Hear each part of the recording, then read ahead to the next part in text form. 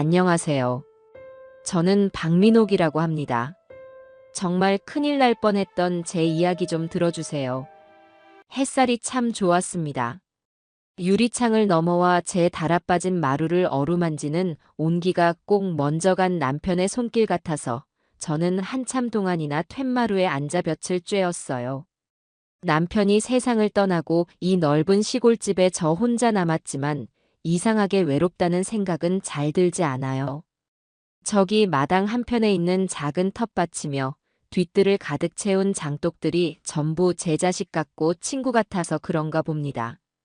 봄에는 쑥을 캐고 여름에는 상추를 뜯고 가을에는 배추와 물을 뽑아 겨우내 먹을 김치를 담그는 이 소박한 삶이 저는 참 좋아요. 남들은 자식들 있는 서울로 올라가 편하게 살지 못하러 고생이냐고 하지만 제 몸으로 직접 흙을 만지고 뭔가를 길러내는 기쁨은 그 무엇과도 바꿀 수 없는 것이지요.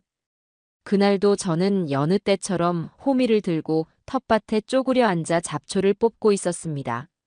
며칠 전 내린 비 덕분에 흙이 부드러워 호미질이 수월했어요. 쑥쑥 뽑혀 나오는 잡초들을 보니 속이 다 후련해지는 기분이었어요. 한참 흙냄새에 취해 있는데 집 안에서 요란하게 전화벨이 울리기 시작했습니다. 이 시간에 저를 찾을 사람이 누가 있을까 싶었지요. 동네 이장님은 아까 아침에 마주쳤고 면사무소에서 올 전화도 없는데 말입니다. 흙 묻은 손을 대충 바지에 툭툭 털고 집 안으로 들어서는데도 전화는 끊길 줄을 모르고 계속 울리고 있었습니다.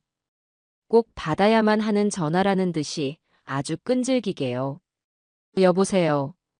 수화기를 드니 저 너머에서 유난히 밝고 살랑거리는 목소리가 들려왔습니다. 제 며느리 김미진이었어요.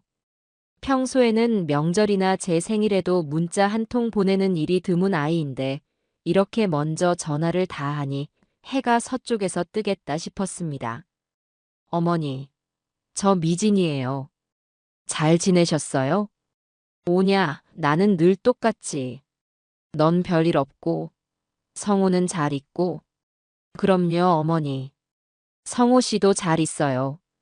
다름이 아니라 어머니, 제가 이번에 큰맘 먹고 아주 좋은 걸 좀 사놨지 뭐예요.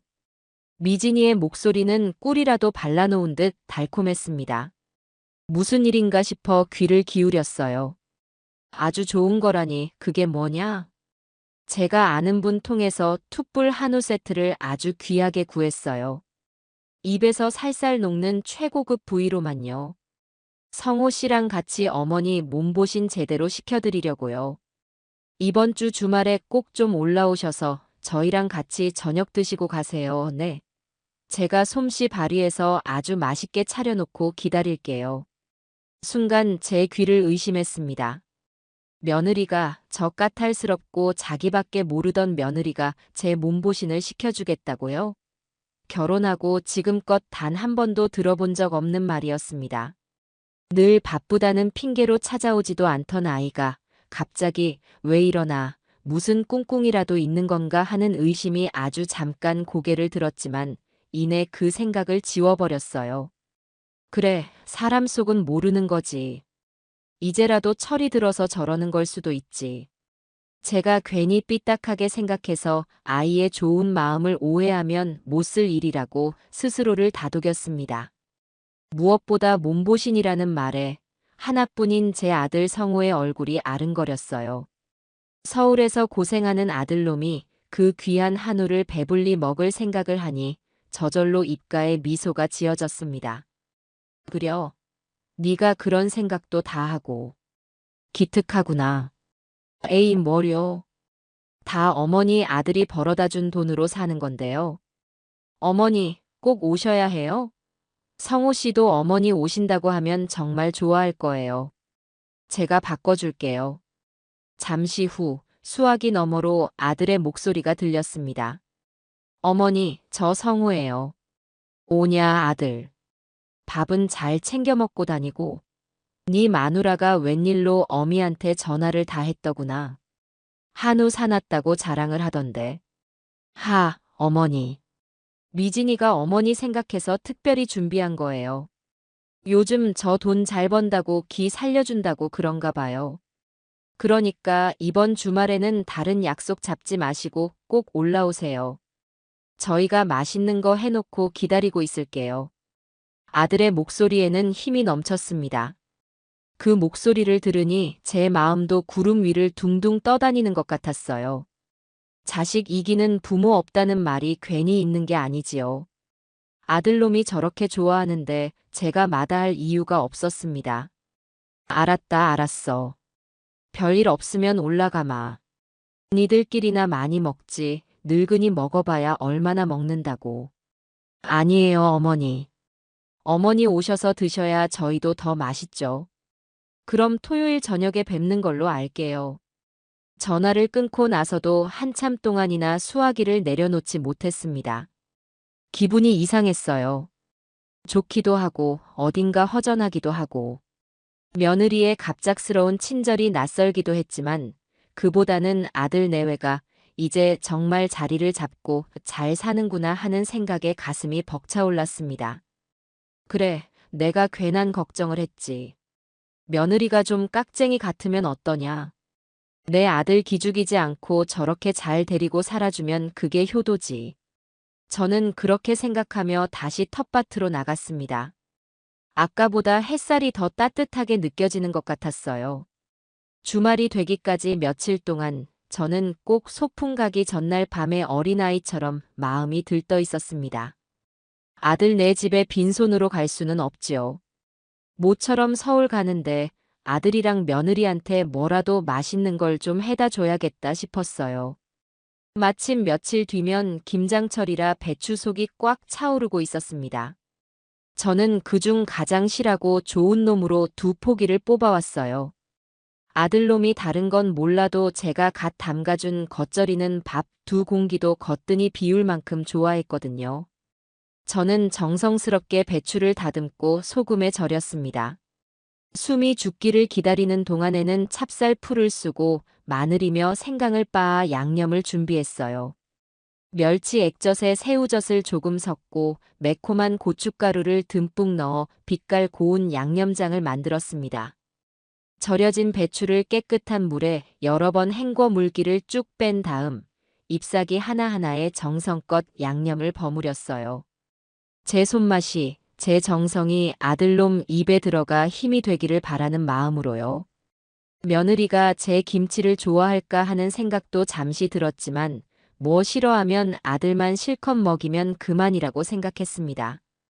김치를 다 담그고 나니 온몸이 땀으로 흠뻑 젖었지만 마음만은 날아갈 듯 가벼웠어요. 갓 담근 겉절이를 커다란 김치통에 가득 담아놓고 보니 세상 그 어떤 보물을 얻은 것보다 더 든든했습니다. 토요일 아침이 되자 저는 장롱 깊숙한 곳에서 가장 좋은 외출복을 꺼내 입었습니다. 혹시라도 제 초라한 행색 때문에 아들 내외가 기죽을까봐 신경이 쓰였기 때문이지요. 터미널로 가는 버스를 타고 서울로 향하는 고속버스에 몸을 실었습니다. 차창 밖으로 빠르게 지나가는 풍경들을 보며 저는 아들 내외와 함께할 즐거운 저녁 식사를 상상했어요. 지글지글 구워지는 한우와 제가 만든 겉절이를 맛있게 먹는 아들의 모습을 떠올리니 저절로 웃음이 나왔습니다.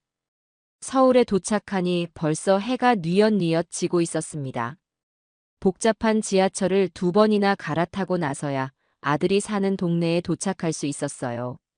아들 내외가 새로 이사했다는 아파트는 멀리서 봐도 입이 떡 벌어질 만큼 크고 웅장했습니다.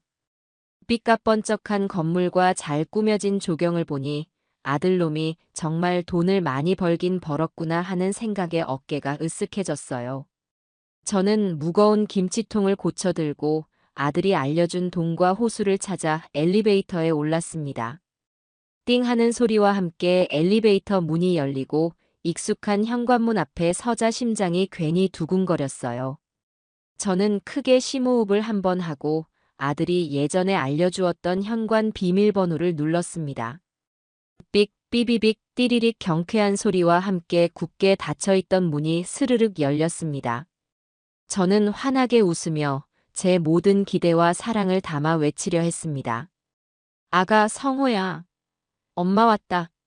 하지만 그 말은 끝내 제 입 밖으로 터져나오지 못했습니다. 문이 열리는 순간 제 눈앞에 펼쳐진 광경 때문이었습니다. 제 손에 들려있던 묵직한 김치통이 바닥으로 떨어질 뻔한 것을 간신히 고쳐 잡았습니다. 플라스틱 통의 차가운 감촉이 손바닥에 선명하게 느껴졌지만 그 감각은 아주 멀고 비현실적이었습니다. 제 의지와는 상관없이 몸이 기계적으로 움직인 것뿐이었어요. 제 입에서 터져 나오려던 반가운 인사는 차가운 겨울 공기 속에서 형체도 없이 얼어붙어 보이지도 않는 가루가 되어 흩어지는 것 같았습니다. 세상에, 이게 대체 무슨 상황이란 말입니까? 제 눈앞에 펼쳐진 광경은 명백한 현실이었지만 그 어떤 현실보다도 비현실적인 끔찍한 부조리극이었습니다. 소파에는 낯선 사내 둘이 앉아 있었습니다. 그들은 마치 이 집을 점령한 장군들처럼 거만하게 다리를 꼬고 앉아 이 공간의 모든 것을 자신의 소유물처럼 내려다보고 있었어요. 한 명은 값비싸 보이는 짙은 색 양복을 입고 있었지만 터질 듯한 근육질 몸에 옷이 꽉 끼어 단추가 위태로워 보였습니다. 그의 목에는 번쩍이는 금목걸이가 걸려 있었고 손목에는 내 시골집 한 채는 좋게 되어 보이는 번쩍이는 시계가 채워져 있었죠. 다른 한 명은 그보다 젊었지만 더 위험해 보였습니다. 그는 아무 말 없이 손톱을 깎는 기계로 제 손톱을 다듬고 있었는데 그 서걱하는 소리가 거실의 어색한 정막을 더욱 섬뜩하게 만들었습니다. 그 소리는 마치 시간을 재는 초침 소리처럼 제 심장을 조여왔어요. 그들 앞 대리석으로 된 고급스러운 테이블 위에는 제가 상상했던 따뜻한 저녁 식사의 흔적은 어디에도 없었어요. 최고급 한우가 지글지글 익어가는 대신 마시다 만 양주병과 담배꽁초가 개비에 담배꽁초가 수북하게 쌓인 크리스털 재떨이가 어지럽게 놓여 있었습니다. 집안의 공기는 탁한 담배 연기와 며느리가 평소 즐겨 뿌리던 독한 향수 냄새가 역겹게 뒤섞여 숨을 쉴 때마다 머리가 지끈거리고 속이 메스꺼워질 지경이었어요. 제가 들어오면서 열린 현관문 틈으로 서늘한 바깥 공기가 들어오자 손톱을 깎던 젊은 사내가 미간을 찌푸리며 턱짓을 했습니다. 그러자 제 아들 성우가 화들짝 놀라며 제게 달려와 제 뒤에서 현관문을 쾅 닫아버렸습니다. 철컥하고 육중한 디지털 도어록이 잠기는 소리는 제가 이 지옥 같은 공간에 완전히 갇혔다는 사형 선고처럼 들렸습니다. 그리고 그들 앞에 제 아들 성우와 며느리 미진이가 서 있었습니다. 죄인처럼 고개를 푹 숙인 채 아들의 어깨는 눈에 띄게 떨리고 있었고 그 뒷모습이 어찌나 위태롭고 작아 보이던지 금방이라도 바닥으로 쓰러질 것만 같았어요. 며느리는 입술을 꽉 깨문 채 바닥만 노려보고 있었는데 애써 태연한 척하려는 그 모습이 오히려 더 위태로워 보였습니다. 그들이 걸치고 있는 수백만 원짜리 명품 옷과 시계가 지금 이 순간만큼은 그들의 처지를 더욱 비참하고 우스꽝스럽게 만들고 있었어요. 저는 아들에게 나지막이 물었습니다. 제 목소리가 떨리지 않게 하려고 안간힘을 써야 했습니다. 성호야, 이게 다 무슨 일이냐? 저 사람들은 누구고 네 마누라는 왜 저러고 있는 것이야? 아들은 차마 제 얼굴을 보지 못하고 우물쭈물했습니다. 어머니, 그게 그러니까 하고 입을 열었지만 다음 말을 잇지 못했어요. 공포에 질린 그의 눈동자가 사채업자들과 며느리 사이를 초점 없이 오갔습니다. 그때 며느리 미진이가 아들의 옆구리를 팔꿈치로 아프게 툭 쳤습니다. 말을 똑바로 하라는 입 닥치라는 무언의 압박이었죠. 그때 소파에 앉아있던 우두머리 격의 사내가 낮은 목소리로 웃으며 입을 열었습니다. 그의 웃음소리는 즐거워서 나는 소리가 아니라 모든 상황을 지배하고 있다는 만족감에서 나오는 소리였습니다. 아이고, 아드님이 어머님 뵙고 너무 반가워서 말이 안 나오나 보네. 하긴 이런 자리에 어머님을 모시게 됐으니 얼마나 죄송스럽겠어. 안 그런가, 고 사장? 그는 제 아들을 고 사장이라고 불렀지만 그 말투에는 조롱과 경멸이 가득했습니다. 아들은 그 말에 거의 경기를 일으킬 듯 움찔하며 고개를 숙였습니다. 네, 사장님. 죄송합니다. 뭐가 죄송한가? 죄송할 일이 아니라 해결할 일이지. 자, 어머님. 일단 제가 소개를 하죠. 저는 우리고 사장님과 김 사장님 사업에 자금을 좀 대준 투자 파트너 최 실장이라고 합니다. 반갑습니다. 그는 자리에서 일어나지도 않은 채 고개만 까딱하며 자신을 소개했습니다. 그 오만불손한 태도에 화가 치밀었지만 저는 꾹 참았습니다. 그런데 우리고 사장님이랑 김 사장님이 사업이라는 게 원래 오르막이 있으면 내리막도 있는 법인데 지금 약간 내리막에 계셔서 말이야. 투자금 회수가 좀 늦어질 것 같다고 해서 오늘 이렇게 직접 찾아뵙고 해결책을 논의하던 중이었습니다. 아주 좋은 해결책이 있거든요. 아주 평화롭고 모두가 웃을 수 있는 방법이지. 그는 말을 하며 저를 빤히 쳐다보았습니다. 그의 시선이 너무나도 노골적이어서 저는 마치 발가벗겨진 채 길거리에 내몰린 듯한 수치심을 느꼈습니다. 그리고 그가 천천히 입을 열었을 때 저는 제 인생이 송두리째 흔들리는 것을 느꼈습니다. 오, 말씀하시던 황금알을 낳는 거위께서 직접 행차하셨네. 그 말이 무슨 뜻인지 알아듣는 데는 그리 오랜 시간이 걸리지 않았습니다. 제 아들을, 제 며느리를 후원하던 사업 파트너가 아니라 그들의 목에 빨대를 꽂은 거머리들이며 이제는 그 빨대를 제게 꽂으려 한다는 것을요. 저를 이곳으로 부른 최고급 한우는 바로 제 자신이었던 겁니다. 제 모든 것을 팔아치워 저들의 배를 불리려는 끔찍한 계획이었던 거죠. 제가 아무 말 없이 서 있자 며느리 미진이가 드디어 고개를 들었습니다. 그녀의 얼굴에는 미안함이나 죄책감이라고는 눈곱만큼도 찾아볼 수 없었어요. 오히려 모든 것을 망쳐버린 저를 향한 원망과 짜증이 가득했습니다. 어머니, 왜 전화를 하고 오세요? 약속은 내일이었잖아요. 오시기 전에 미리 연락이라도 주셨으면 이런 꼴 안 보여드려도 됐잖아요.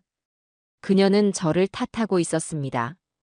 이 모든 끔찍한 상황을 만든 것이 제가 약속을 어기고 하루 먼저 찾아왔기 때문이라는 듯이요. 저는 기가 막혀서 헛웃음이 나왔습니다. 그 웃음소리가 꽤나 컸는지 사채업자들과 며느리의 시선이 다시 제게로 향했습니다. 내가 전화를 하고 왔으면 뭐가 달라졌을까? 네가 차려놓은 이 진수성찬이 치워지기라도 했겠냐? 아니면 저 사람들이 갑자기 점잖은 손님이라도 됐을까? 제 목소리는 생각보다 차분하게 나왔습니다. 극도의 분노와 배신감은 오히려 사람을 냉정하게 만드는 법이었어요. 저는 제가 들고 온 김치통을 현관문 앞에 조용히 내려놓았습니다. 쿵 하는 소리가 거실을 낮게 울렸습니다. 그 행위는 마치 며느리와의 가짜 관계에 대한 미련, 그리고 아들에 대한 헛된 기대를 모두 내려놓는 저만의 의식과도 같았습니다. 이제부터는 더 이상 어리석은 늙은 어미가 아니라 제 자신을 지켜야 하는 한 사람의 인간으로서 이들을 상대해야 했습니다. 저는 똑바로 서서 저를 잡아먹지 못해 안달이 난 저 맹수들을 정면으로 마주 보았습니다. 제 등 뒤로는 더 이상 물러설 곳이 없었습니다. 오직 제가 지켜야 할 제 인생과 제 남편의 유산만이 있을 뿐이었습니다. 며느리 김미진은 제 말에 잠시 입을 다물었지만 그것은 결코 자신의 잘못을 인정했기 때문이 아니었습니다. 그녀는 제 예상대로 조금도 물러서지 않았어요.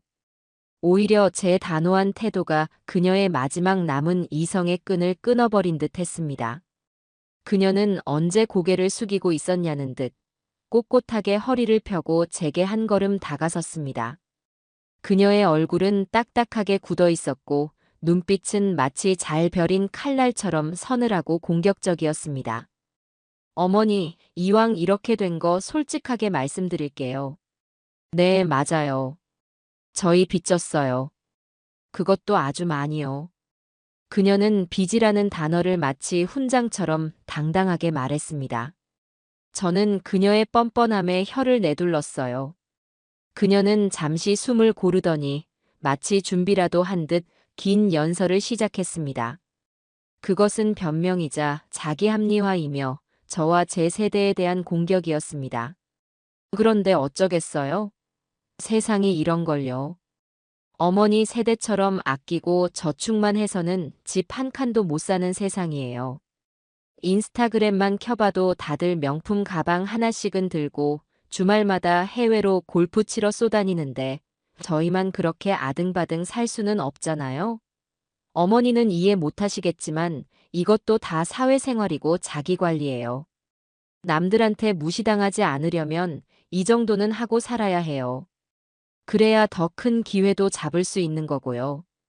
그녀의 입에서는 끝도 없이 자기 합리화와 변명이 쏟아져 나왔습니다. 그녀는 자신의 허영심을 사회생활로, 사치를 자기관리로 포장하며 이 모든 것이 아들 성우의 사업을 위한 것이었다는 말도 안 되는 궤변을 늘어놓기 시작했습니다.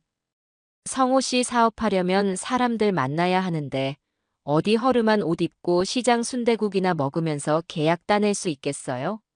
다 이태리제 정장 쫙 빼입고 독일제 세단 타고 강남 가서 비싼 술 마시면서 인맥을 쌓는 거라고요. 이게 다 투자였어요, 투자. 어머니가 평생 밭이나 매면서 아신 돈이 아니라 사람한테 미래에 하는 투자라고요. 그녀의 목소리는 점점 더 커지고 격양되었습니다. 옆에 서 있던 아들 성호는 미진아 그만 어머니 앞에서 무슨 말이 그래라며 그녀를 말리려 했지만 그녀는 아랑곳하지 않고 아들을 매섭게 쏘아붙였습니다. 너는 가만히 있어. 너같이 무능하고 배짱도 없는 남자 만나서 내가 이 고생하는 거 아니야. 능력도 안 되면서 큰 소리는 왜 그렇게 쳤는데. 내가 알아서 할 테니 너는 그냥 입 다물고 있으라고. 아들은 며느리의 일갈에 다시 고개를 푹 숙여버렸습니다. 그 모습에 제 가슴은 무너져 내리는 것 같았어요. 저런 여자에게 휘둘려 제 어미 앞에서 저런 수모를 당하고 있는 아들이 너무나도 한심하고 불쌍했습니다. 그때 지금까지 조용히 상황을 지켜보던 사채업자 두목 최 실장이 박수를 짝짝 치며 나섰습니다. 아이고, 두 분 부부싸움은 나중에 하시고. 우리 김 사장님 말씀이 다 맞아요. 다 투자지, 투자. 그런데 말입니다, 어머님. 투자를 했으면 이제 수익을 거둬야 할 시간 아니겠어요? 저희는 자선사업가가 아닙니다. 저희도 먹고 살아야죠. 그가 제게로 천천히 다가왔습니다. 그의 몸에서 풍기는 비싼 향수와 담배 냄새가 역겨웠어요. 그는 이제 부드러운 가면을 완전히 벗어 던지고 본색을 드러내기 시작했습니다. 며느님이 제게 갚아야 할 돈이 원금만 3억입니다. 이자는 뭐 저희 업계 룰대로 공정하게 계산해서 오늘까지 총 5억 8천만 원이네요. 어떠세요, 어머님? 생각보다 얼마 안 되죠? 하루 지날 때마다 이자는 1,000만 원씩 더 붙는다고 생각하시면 마음이 편할 겁니다. 5억 8천. 제 평생 구경도 해본 적 없는 돈이었습니다. 저는 그 액수에 잠시 현기증을 느꼈지만 애써 정신을 차렸습니다. 여기서 무너지면 안 되었으니까요. 그 돈은 나하고는 상관없는 돈일세. 빚을 졌으면 너희들이 알아서 갚아야지 왜 나를 끌어들여. 어머님 말이 좀 심하시네. 너희들이라니. 저희는 어머님, 아드님과 며느님의 소중한 사업 파트너입니다. 그리고 왜 상관이 없습니까? 이 돈 못 갚으면 여기 아드님 인생이 아주 고달파질 텐데. 그건 어머님이랑 상관이 아주 깊은 문제일 텐데요. 그는 이제 더 이상 물리적인 협박을 하지 않았습니다. 대신 훨씬 더 교묘하고 잔인한 방법으로 저를 압박하기 시작했어요. 어머님, 저희는 옛날 사람들처럼 무식하게 사람을 해치거나 하지 않습니다. 그건 하수들이나 하는 짓이죠. 저희는 아주 합법적이고 세련된 방법으로 저희 돈을 받습니다. 예를 들어볼까요? 작년에 저희한테 돈을 빌려간 젊은 친구가 하나 있었는데 아주 유망한 대기업 과장이었죠. 그 친구도 상환을 좀 미루더군요. 그래서 저희가 어떻게 했을 것 같으세요? 그는 잠시 말을 끊고는 제 반응을 살폈습니다. 그의 눈은 즐거움으로 가득 차 있었어요. 저희는 그냥 그 친구 회사 앞에서 조용히 캠페인을 좀 했습니다. 과장님, 빌려가신 돈은 언제쯤 갚으실 건가요? 하고 플래카드 하나 들고 서 있었을 뿐이에요. 그리고 그 친구가 사는 아파트 단지, 부모님이 사는 집, 장인 장모가 다니는 교회 앞에도 똑같이 해줬죠.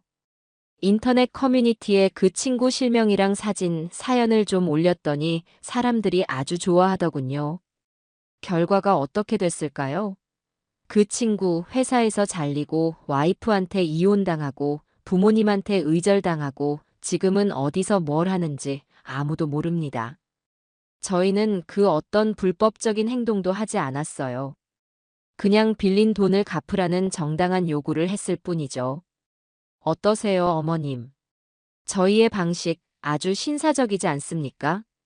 그의 말이 끝나자 거실의 온도가 몇 도는 더 내려간 것 같았습니다. 제 아들 성호의 얼굴은 이제 사색이 되어 있었어요. 물리적인 힘보다 더 무서운 한 사람의 사회적인 인생을 완벽하게 파멸시키는 그들의 방식에 저는 말문이 막혔습니다.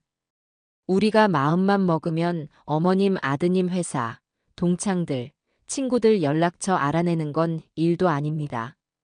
당장 내일부터 광화문 내거리에서 아드님 얼굴 대문짝만하게 박아서 빚 갚아라 전단지 돌려드릴 수도 있어요. 아드님이 평생 쌓아온 모든 것이 무너지는 거 보고 싶으세요? 그때 며느리 김미진이 기다렸다는 듯이 나섰습니다. 그녀는 마치 자비로운 해결사라도 되는 양, 제게 대안을 제시했습니다. 어머니. 하지만 방법이 아주 없는 건 아니에요. 그래서 저희가 어머니를 모신 거고요. 사장님께서 말씀하시잖아요. 어머니 명의로 된 그 시골집이랑 땅만 담보로 내놓으시면 이 모든 문제가 아주 깨끗하게 해결된다고요. 아드님 명예도 지키고 저희도 새 출발할 수 있고요. 닥치거라. 내 남편이 피땀으로 일군 그 땅을 너희 같은 날강도들 손에 넘길 수는 없다. 어머니, 아직도 정신 못 차리셨어요? 지금 땅이 문제예요. 아들 인생이 통째로 망하게 생겼다는데. 어머니 고집 때문에 우리 성호 씨 사회에서 매장당하는 꼴 보실 거냐고요. 그렇게 만든 게 누군데. 네 사치와 허영심 때문에 내 아들이 저 꼴이 된 게 아니냐? 그래서요. 그래서 이제 와서 어쩌라고요. 이미 엎질러진 물이에요. 지금은 수습을 해야 할 때라고요. 어차피 어머니 혼자 사시는 낡아빠진 시골집이잖아요. 그거 저희 주시면 빚 갚고 남는 돈으로 저희가 평생 효도하면서 잘 모실게요. 강남 한복판에 전망 좋은 요양원 자리도 알아봐 드릴 수 있다고요. 그게 훨씬 이득 아니에요? 요양원. 그 말이 제 마지막 남은 이성의 끈을 끊어버렸습니다. 저를 이제 쓸모 없어져서 좋은 요양원에나 처박아 두면 되는 늙은이로 취급하는 며느리의 태도에 저는 슬픔을 넘어선 거대한 분노를 느꼈어요. 저는 자리에서 벌떡 일어났습니다. 그리고 제 앞에 놓인 계약서를 집어들었습니다. 제가 계약서를 집어들자 거실의 모든 소음이 거짓말처럼 멎었습니다. 사채업자 최 실장의 입가에는 승리의 미소가 번졌고 며느리 김미진은 안도의 한숨을 내쉬며 제 손끝을 쳐다보았어요. 그들은 제가 드디어 현실을 받아들이고 항복했다고 생각한 것이 분명했습니다. 아들 성호만이 불안한 눈빛으로 저와 계약서를 번갈아 볼 뿐이었죠. 최 실장은 의기양양하게 테이블 위에 놓여있던 고급 만년필을 집어 제게 건넸습니다. 역시 어머님은 현명하십니다. 괜히 피차 험한 꼴 볼 필요 없지 않습니까? 자, 여기 이름 쓰시고 도장 찍을 자리에도. 그의 말이 끝나기도 전에 저는 제 손에 들린 계약서를 천천히 그리고 아주 힘주어 반으로 찢기 시작했습니다. 치익하는 소리가 거실의 정적을 갈랐습니다. 종이가 찢어지는 소리가 그 순간만큼은 천둥 소리보다도 더 크게 느껴졌어요. 저는 반으로 찢은 계약서를 다시 겹쳐 잡고 또다시 반으로 찢었습니다. 그리고 또다시. 더 이상 찢을 수 없을 만큼 잘게 조각난 종이들을 저는 테이블 위로 눈처럼 흩뿌렸습니다. 이 노인네가 지금 뭐 하는 짓이야? 가장 먼저 정신을 차린 것은 며느리 미진이었습니다. 그녀는 제 행동을 이해할 수 없다는 듯 경악과 분노가 뒤섞인 표정으로 소리쳤습니다. 최 실장의 얼굴에서도 미소가 사라지고 차가운 분노가 자리 잡기 시작했어요. 어머님, 지금 장난하십니까? 이게 마지막 기회였습니다. 어머님께서 제 발로 걷어차신 거라고요. 저는 흩날리는 종이 조각들을 배경으로 서서 그들을 똑바로 쳐다보며 말했습니다. 제 목소리는 놀랍도록 차분하고 강단이 있었어요. 내 집에 내 땅에 손가락 하나라도 댔다가는 내가 내 목숨을 걸고 너희들을 전부 지옥으로 끌고 들어갈 것이다. 명심하거라. 이 노인네가 정말 죽고 싶어서 환장을 했나. 최 실장의 부하인 젊은 남자가 자리에서 벌떡 일어나 제게로 다가왔습니다. 그 순간 저는 제 뒤에 있던 아들 성호를 향해 소리쳤습니다. 고성호, 너는 어미가 저놈들한테 맞아 죽는 꼴을 보고만 있을 것이냐? 네가 아직 사람이라면 내 앞을 막아라. 제 외침에 아들의 어깨가 크게 움찔했습니다. 그는 겁에 질려 있었지만 제 눈과 마주치자 차마 외면하지는 못했습니다. 그는 울먹이며 제 앞을 막아섰습니다. 사장님, 참으세요. 저희 어머니가 지금 놀라서 그러시는 겁니다. 비켜, 너까지 죽고 싶어? 젊은 남자가 아들을 밀치려 하는 순간 저는 이미 움직이고 있었습니다. 제 목표는 단 하나, 저들이었습니다. 하지만 저들의 몸이 아니었어요. 며느리가 그토록 아끼고 사랑하는 그녀의 분신과도 같은 것들이었죠. 저는 옆에 있던 장식장으로 달려가 그 위에 놓여있던 보기에도 수백만 원은 좋게 넘어 보이는 화려한 크리스털 화병을 집어들었습니다. 어머니, 안 돼요. 그거 한정판이란 말이에요.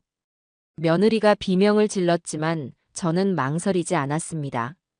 저는 그 화병을 거실 벽에 걸린 집채만 한 텔레비전 중앙을 향해 힘껏 던져버렸습니다.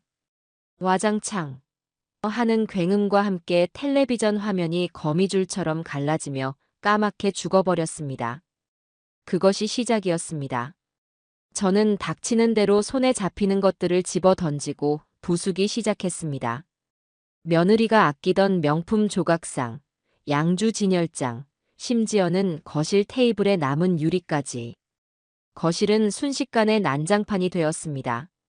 며느리는 자신의 재산 목록이 박살 나는 것을 보며 거의 실신 직전까지 가서 비명을 질러댔고 사채업자들은 갑작스러운 저의 광기에 당황해서 어쩔 줄을 몰라 했습니다. 그들은 이런 식의 저항은 단 한 번도 겪어보지 못했던 겁니다. 전현 당장 끌어내. 최 실장이 고함을 쳤습니다. 부하들이 저를 잡으러 달려드는 순간 저는 마지막으로 거실 중앙에 있던 대리석 테이블을 향해 제 몸을 날렸습니다. 저는 테이블의 한쪽 끝을 잡고 제 평생의 모든 힘을 다해 그것을 뒤집어 엎었습니다. 쿠르릉 하는 굉음과 함께 무거운 대리석 테이블이 바닥으로 처박혔습니다.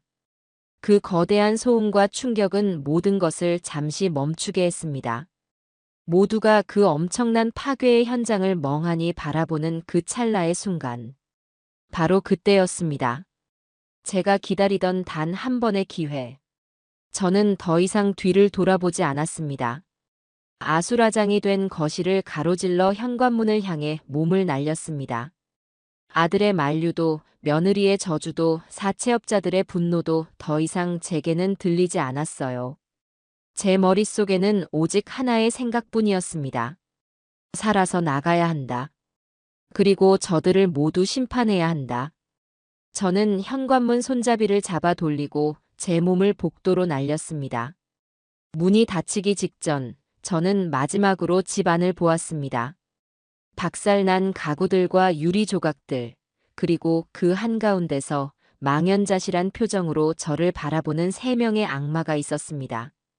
저는 그 모든 것을 뒤로하고 문을 쾅 닫았습니다.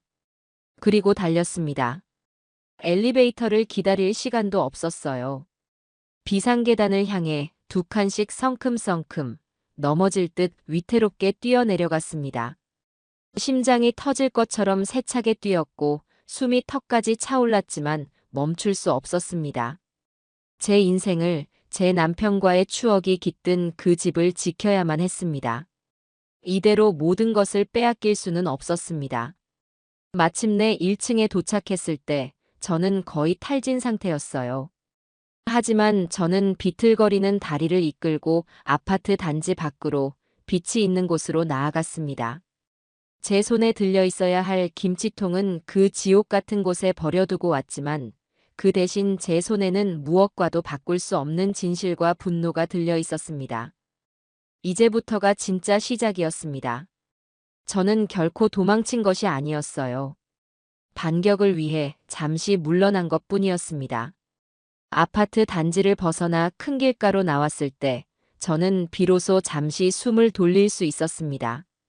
차가운 밤 공기가 폐부 깊숙이 들어오자 그제야 제가 살아있다는 실감이 들었어요.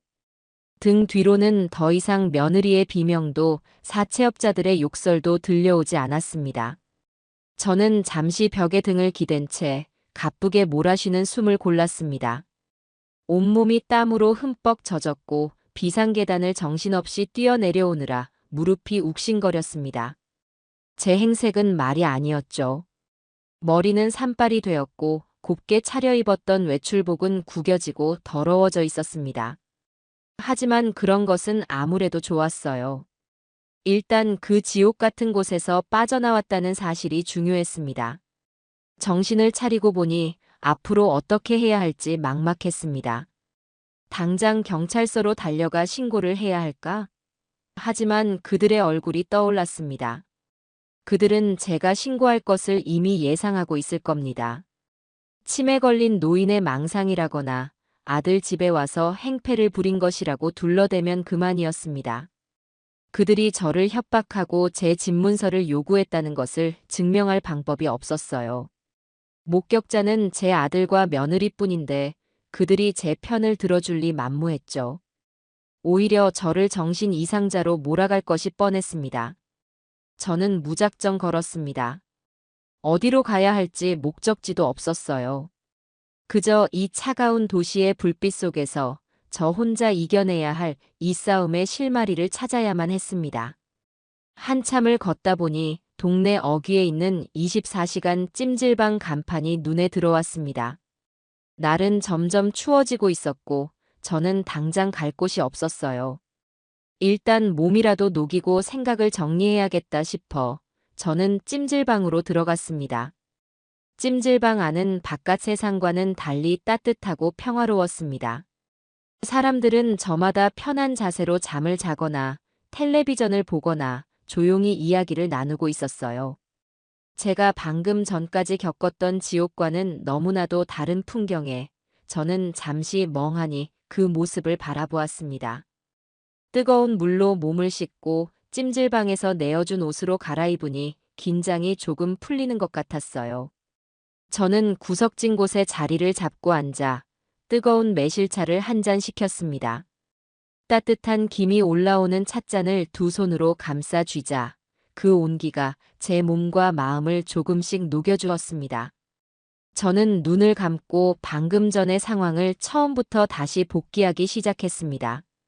며느리의 달콤한 전화, 현관문을 열었을 때의 풍경, 사채업자들의 얼굴과 그들이 했던 말 한마디 한마디, 며느리의 뻔뻔한 표정, 아들의 비겁한 침묵까지. 모든 것을 머릿속에서 몇 번이고 되감아 보았습니다. 분노와 슬픔이 다시 치밀어 올랐지만 저는 애써 감정을 억눌렀습니다. 지금은 감상에 젖어 있을 때가 아니었어요. 냉정하게 상황을 분석하고 제가 가진 패와 저들이 가진 패를 비교해야 했습니다. 저들에게는 돈과 힘, 그리고 제 아들이라는 인질이 있었습니다. 제게는 무엇이 있을까요? 잃을 것이 없다는 오기와 제 인생이 걸린 절박함 뿐이었습니다. 그리고 제 머릿속에 한 가지 생각이 스쳐 지나갔습니다. 저들의 가장 큰 약점. 그것은 바로 저들의 오만함이었습니다. 그들은 저를, 이 늙고 힘없는 시골 할머니를 너무나도 얕보고 있었습니다. 제가 고작 소리나 지르고 물건이나 부수는 것 외에는 아무것도 할 수 없을 것이라고 확신하고 있었죠. 그리고 또 다른 약점, 바로 제 아들 고성호였습니다. 그는 저들에게 완벽한 인질이었지만 동시에 언제 터질지 모르는 시한폭탄이기도 했습니다. 그는 지금 공포에 질려 있었고 그 공포는 며느리와 사채업자들을 향한 것이었지만 동시에 제 어미를 배신했다는 죄책감도 분명 느끼고 있을 터였습니다. 저는 바로 그 지점을 파고들어야 한다고 생각했습니다. 저는 자리에서 일어났습니다. 더 이상 망설일 시간이 없었어요. 저는 찜질방을 나와 근처 편의점에서 현금을 주고 싸구려 공책 한 권과 펜 한 자루를 샀습니다. 그리고는 근처의 문 연 도서관으로 향했어요. 조용한 열람실 구석에 자리를 잡고 저는 공책을 펼쳤습니다. 그리고 쓰기 시작했어요. 제가 기억하는 모든 것을. 사채업자들의 인상착에 그들이 사용한 단어들, 며느리가 늘어놓았던 변명들, 아들의 표정 변화까지. 모든 것을 아주 상세하게 기록했습니다. 그것은 단순한 기록이 아니었어요.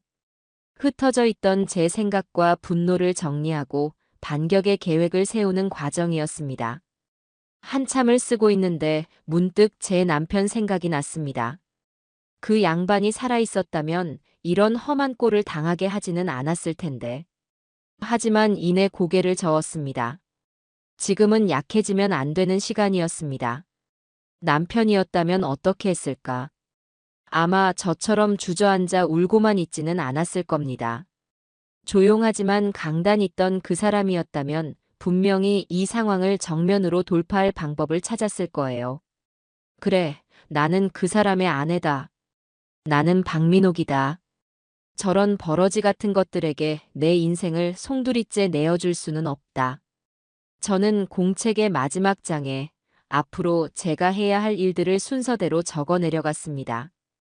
첫째, 저들의 방심을 유도할 것. 둘째, 저들의 범죄 행각을 증명할 명백한 증거를 확보할 것. 셋째, 저들의 가장 약한 고리인 내 아들을 이용할 것. 마지막으로 저들을 모두 법의 심판대 위에 세울 것. 계획을 모두 세우고 나니 동이 트기 시작했습니다. 밤새 한숨도 자지 못했지만 전혀 피곤하지 않았어요. 오히려 정신은 그 어느 때보다도 맑았습니다. 두려움과 슬픔이 있던 자리에는 이제 차가운 분노와 강철 같은 결의만이 남아 있었습니다. 저는 도서관을 나와 아침 햇살이 비추는 거리로 나섰습니다. 이제 사냥을 시작할 시간이었습니다. 제 반격의 첫 단계는 저들의 눈과 귀를 완벽하게 속이는 것이었습니다. 우선 제 신분을 감추고 자유롭게 움직이기 위한 도구가 필요했어요. 저는 수소문 끝에 용산 전자상가 깊숙한 곳에 자리한 작은 가게를 찾아갔습니다. 온갖 전자제품과 부품들이 산더미처럼 쌓여있는 아주 복잡하고 낡은 곳이었죠. 저는 그곳에서 다른 사람의 명의로 된 선불 유심칩과 낡았지만 통화와 문자 기능에는 전혀 문제가 없는 중고 휴대폰을 하나 구했습니다. 물론 모든 것은 현금으로 처리하여 그 어떤 기록도 남기지 않았습니다. 이제 저는 이 도시에서 유령과도 같은 존재가 된 것이었어요. 다음으로 필요한 것은 저들의 목에 들이댈 칼, 즉 증거를 수집할 도구였습니다. 저는 같은 가게의 다른 코너로 가 아주 작고 성능 좋은 녹음기를 찾아다녔습니다. 요즘 세상이 좋아져서 정말 다양한 종류의 녹음기들이 있더군요. 저는 그 중에서도 가장 눈에 띄지 않는 평범한 만년필 모양의 녹음기를 골랐습니다. 가게 주인에게 배터리는 얼마나 가는지 녹음은 얼마나 선명하게 되는지, 사용법은 간단한지 등을 아주 꼼꼼하게 물어가며 확인했습니다. 제 인생이 걸린 물건이니 허투루 고를 수가 없었죠.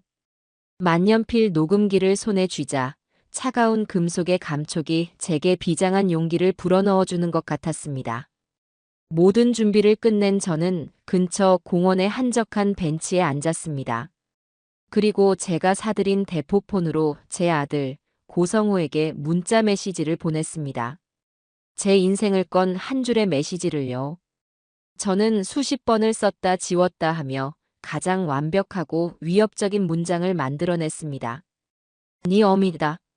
네 마누라와 그놈들 손에 네 인생이 길바닥에 나뒹구는 꼴 보고 싶지 않으면 30분 안에 한강 시민공원으로 혼자 나와라. 네가 사람으로 살 마지막 기회다. 메시지에는 그 어떤 감정도 담지 않았습니다. 동정이나 애원도 없었어요. 오직 선택을 강요하는 차가운 통보만이 담겨 있었죠. 저는 제 아들을 잘 알았습니다. 그는 겁이 많았고 우유부단했어요. 하지만 그 근본까지 썩어빠진 놈은 아니라는 마지막 믿음이 제게는 있었습니다. 그는 지금쯤 자기가 저지른 짓에 대해 엄청난 공포와 죄책감에 시달리고 있을 터였습니다. 제 문자는 그에게 구원의 동아줄처럼 혹은 심판의 예고장처럼 느껴졌을 겁니다. 저는 메시지를 보내고 휴대폰을 꺼버렸습니다. 답장을 기다릴 필요도 없었어요. 그는 반드시 나올 것이라 확신했기 때문입니다. 약속 장소에 먼저 도착한 저는 어둠이 내린 강물을 바라보며 아들을 기다렸습니다. 강 건너편 빌딩들의 불빛이 강물 위에서 부서지며 아름다운 야경을 만들어내고 있었지만 제 눈에는 그 어떤 풍경도 들어오지 않았어요. 오직 제 머릿속에는 앞으로 벌어질 일에 대한 치밀한 계획만이 가득했습니다. 잠시 후 멀리서 익숙한 인형이 다가오는 것이 보였습니다. 제 아들 성호였어요. 그는 모자를 깊이 눌러쓰고 마스크로 얼굴을 가린 채 주변을 끊임없이 두리번거리며 조심스럽게 걸어오고 있었습니다. 마치 나라를 팔아먹은 역적이라도 된 것처럼 아주 처량하고 한심한 모습이었죠. 아들은 제 앞에 서서도 한참 동안 아무 말도 하지 못했습니다. 그저 고개를 푹 숙인 채 제 신발끈만 바라보고 있었어요. 저는 그런 아들을 차가운 눈으로 내려다보았습니다. 제 침묵이 그 어떤 질책보다 더 무섭다는 것을 그는 알고 있었을 겁니다. 앉아라. 제 말에 아들은 마지못해 제 옆 벤치 끝에 걸터 앉았습니다. 우리 사이에는 강물처럼 무거운 침묵이 흘렀어요. 먼저 침묵을 깬 것은 아들이었습니다. 그의 목소리는 물에 젖은 솜처럼 축 처져 있었습니다. 어머니 죄송해요. 제가 정말 죽을 죄를 지었습니다. 됐고. 저는 아들의 말을 차갑게 끊었습니다. 지금은 그의 변명이나 사죄를 들어줄 시간이 아니었어요. 네가 나한테 용서를 구할 게 아니라 네 인생의 용서를 구해야지. 네가 어제 한 짓이 어떤 건지 너는 알고나 있어. 어머니, 저는 정말 어쩔 수가 없었어요. 미진이가 진 빚이 그렇게 큰 줄 몰랐고 저 사람들이 저렇게 무서운 사람들인 줄도 몰랐어요. 저도 피해자예요, 어머니. 저 사람들이 저를 어떻게 협박했는지 모르시잖아요. 피해자. 그 말에 저는 실소를 금할 수가 없었습니다. 저는 자리에서 일어나 아들 앞에 섰습니다. 그리고 그의 눈을 똑바로 쳐다보며 말했어요. 피해자? 자기 어미를 사채업자들 소굴로 불러들인 놈이 피해자라고. 네 마누라가 내 집문서를 내놓으라고 악을 쓸 때 네가 한 일이 뭐냐? 네 어미가 저놈들한테 끌려가는데 네가 한 일이 대체 뭐였냐고 묻고 있다. 네가 한 일이라고는 내 뒤에서 현관문을 잠가버린 것뿐이었지. 안 그런가? 제 목소리는 낮았지만 그 안에는 서슬퍼런 분노가 담겨 있었습니다. 아들은 제 기세에 눌려 아무런 대답도 하지 못했습니다. 그저 눈물만 뚝뚝 흘리고 있었죠. 저는 더 이상 아들에게 어머니로서의 정을 기대하지 않았습니다. 대신 철저히 이해득실을 따져 그를 제 편으로 끌어들여야만 했습니다. 고성호. 내가 너한테 마지막으로 선택할 기회를 주마. 잘 들어라. 길은 두 가지다. 첫 번째 길은 지금처럼 계속 네 마누라 옆에 붙어서 공범으로 사는 길이다. 그 길의 끝이 어딘지는 나도 모른다. 네 마누라가 빚을 다 갚을 때까지 저들의 노예로 살거나 아니면 더 큰 범죄에 휘말려 인생을 종치거나 하겠지. 물론 나는 더 이상 너를 내 아들로 생각하지 않을 것이다. 저는 잠시 말을 멈추고 아들의 반응을 살폈습니다. 그는 공포에 질려 저를 쳐다보고 있었어요. 저는 이어서 두 번째 길을 제시했습니다. 두 번째 길은 지금이라도 정신 차리고 이 어미를 돕는 것이다. 쉽지 않을 게다. 위험할 수도 있지. 하지만 성공한다면 내가 법정에서 너는 저들의 협박에 못 이겨 어쩔 수 없이 따른 피해자였다고 증언해주마. 최소한 감옥에 가는 일은 없게 해주겠다는 말이다. 선택은 너의 몫이다. 저는 제품에서 만년필 모양의 녹음기를 꺼내 아들의 손에 쥐어주었습니다. 아들은 그것이 무엇인지 알아보고는 뜨거운 것이라도 만진 듯 기겁하며 손을 떼려 했지만 저는 그의 손을 꽉 잡고 놓아주지 않았습니다. 집으로 돌아가라. 그리고 내가 시키는 대로 해. 저들에게 내가 겁을 먹고 내일 다시 이야기하기로 했다고 전해. 그리고 저들의 대화를 녹음해 오는 거다. 어머니, 그걸 제가 어떻게. 들키기라도 하면 저는. 들키지 않아. 그놈들은 지금 자기들이 이겼다고 생각해서 아주 오만방자하게 모든 걸 떠들어댈 것이다. 너는 그저 그들의 오만함을 녹음만 해오면 돼. 네 마누라가 네 무능함을 비웃으며 자기 쇼핑 목록을 자랑하게 만들어. 사채업자들이 너를 어떻게 협박했는지, 앞으로 어떻게 할 것인지 다시 한번 짓거리게 만들란 말이다. 할 수 있겠니? 아들은 한참 동안이나 제 손에 들린 녹음기를 내려다보며 망설였습니다. 그의 머릿속에서는 수만 가지 계산이 오가고 있을 터였습니다. 아내에 대한 의리, 사채업자들에 대한 공포, 그리고 제 어미에 대한 마지막 남은 죄책감 사이에서요. 저는 그를 재촉하지 않았습니다. 이 선택은 온전히 그가 스스로 내려야만 했으니까요. 한참의 시간이 흐른 뒤 아들이 마침내 고개를 들었습니다.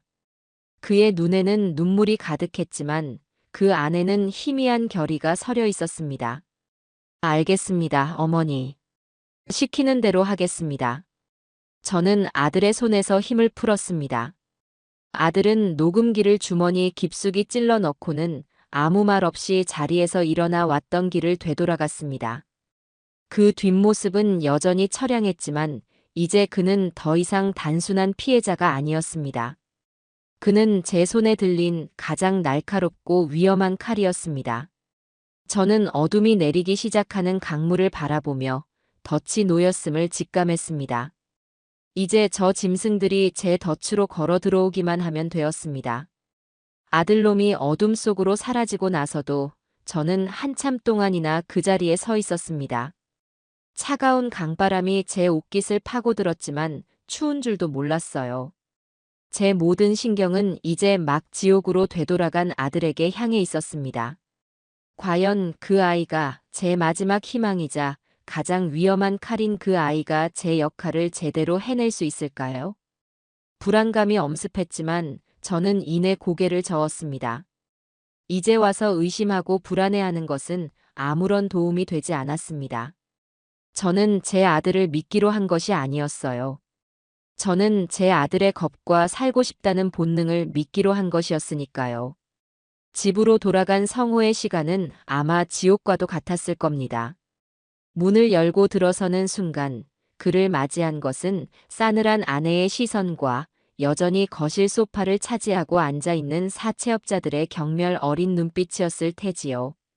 그들은 분명 아들을 추궁했을 겁니다.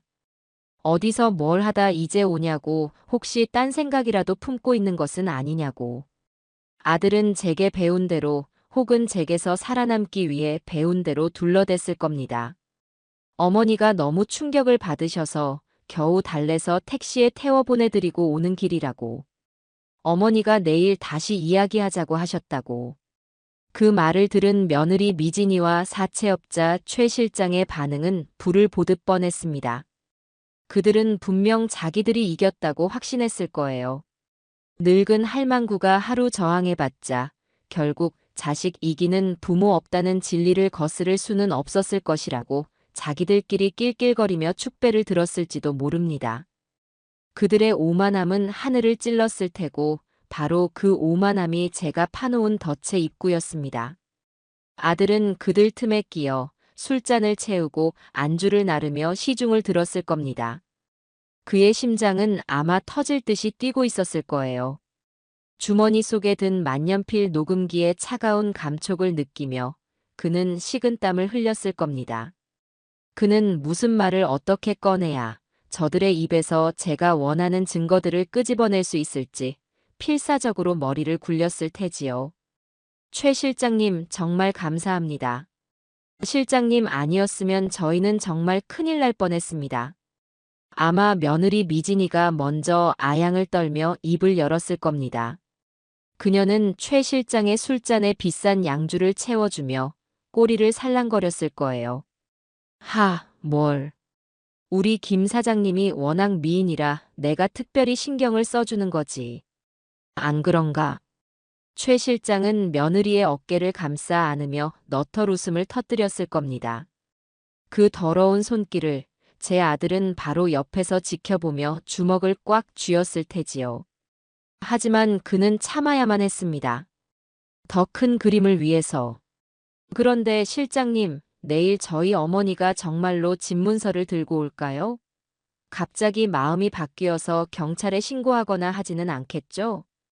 미진이가 교태 섞인 목소리로 물었을 겁니다. 그녀는 늘 의심이 많고 돌다리도 두들겨보고 건너는 성격이니까요. 걱정 마. 늙은이들이 다 그렇지 뭐. 자식 이긴다고 큰 소리 쳐봤자 결국에는 자식 목숨줄 잡고 흔들면 다 넘어오게 되어 있어. 내가 그런 사람들 한두 번 상대해 본 줄 알아? 내일 아침이면 울면서 전화와서 제발 우리 아들만은 살려달라고 빌걸. 두고 보라고. 최 실장은 자신만만하게 말했을 겁니다.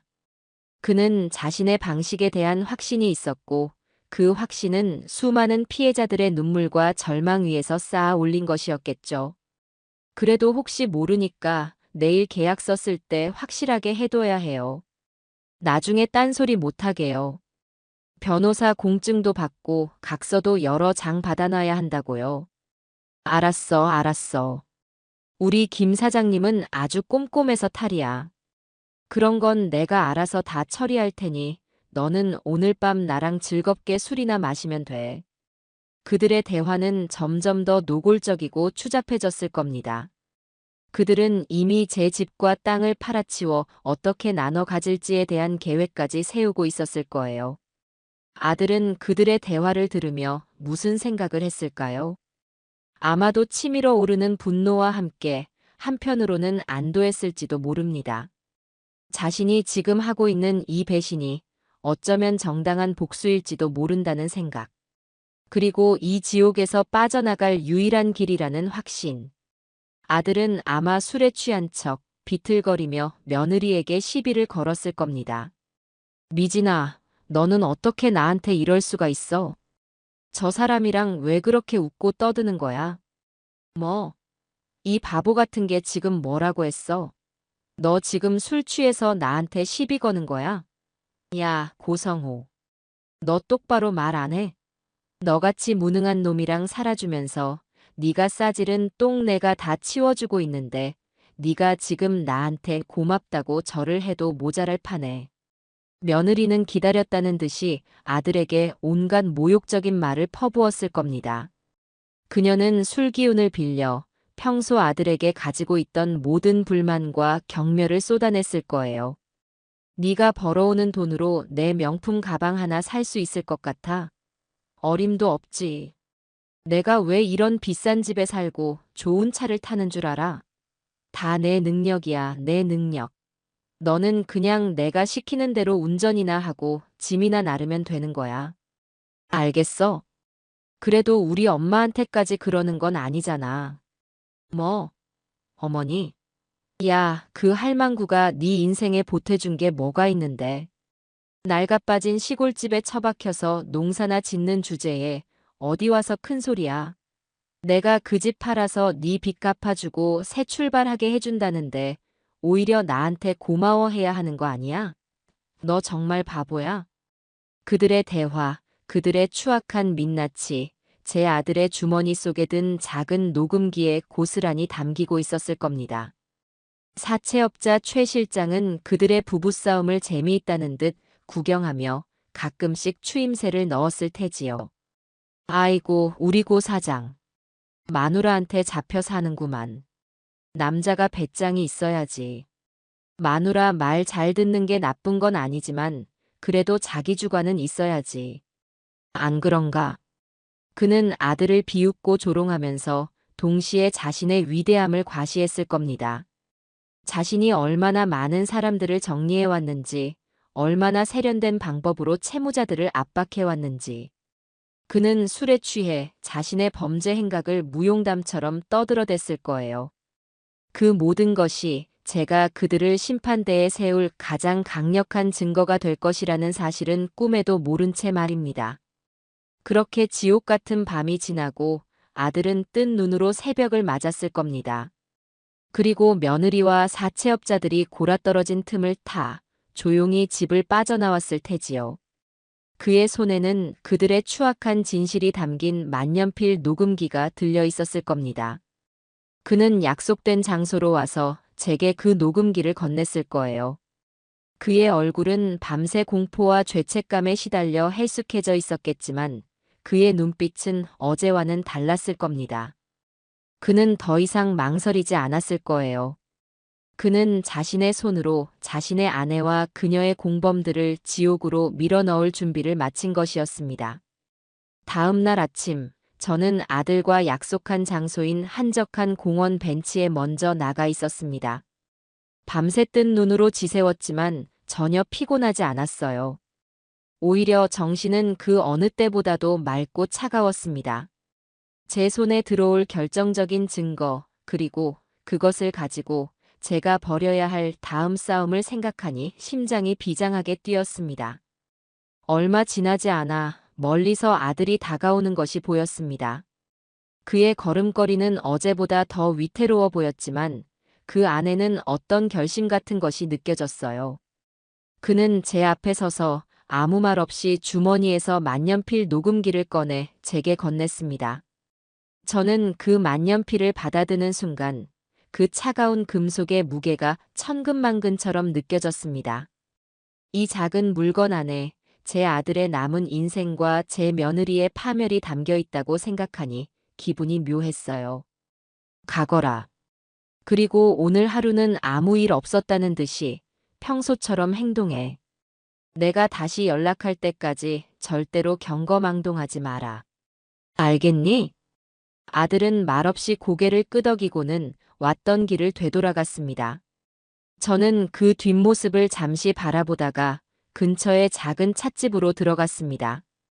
그리고 떨리는 손으로 녹음기의 재생 버튼을 눌렀습니다. 녹음기에서는 제가 상상했던 것보다 훨씬 더 끔찍하고 추악한 대화들이 흘러나왔습니다. 며느리 미진이의 교태 섞인 목소리, 사채업자 최 실장의 거만하고 잔인한 웃음소리, 그리고 그들 사이에서 희롱당하고 무시당하는 제 아들의 비참한 소리까지.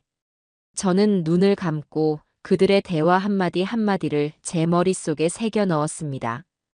걱정 마. 늙은이들이 다 그렇지 뭐. 자식 목숨줄 잡고 흔들면 다 넘어오게 되어 있어. 내일 아침이면 울면서 전화와서 제발 우리 아들만은 살려달라고 빌걸. 두고 보라고. 야, 그 할망구가 네 인생에 보태준 게 뭐가 있는데. 낡아빠진 시골집에 처박혀서 농사나 짓는 주제에 어디 와서 큰 소리야. 내가 그 집 팔아서 네 빚 갚아주고 새 출발하게 해준다는데 오히려 나한테 고마워해야 하는 거 아니야? 작년에 나한테 돈 빌려간 젊은 친구가 하나 있었는데 아주 유망한 대기업 과장이었지. 회사 앞에서 플래카드 하나 들고 서 있었을 뿐인데 그 친구 인생이 아주 박살이 나더군. 우리는 불법적인 행동은 안 해. 아주 신사적이지. 녹음된 내용을 다 듣고 났을 때 제 손은 분노로 부들부들 떨리고 있었습니다. 하지만 눈물은 나오지 않았어요. 이제는 울 때가 아니었습니다. 저는 녹음기를 소중히 품에 안고 자리에서 일어났습니다. 이제 이 증거를 가지고 저들을 심판할 곳으로 가야 했습니다. 제가 향한 곳은 동네의 작은 파출소가 아니었습니다. 저는 그런 곳의 일처리를 믿지 않았어요. 이 사건은 단순한 채무 관계나 사소한 사건이 아니었습니다.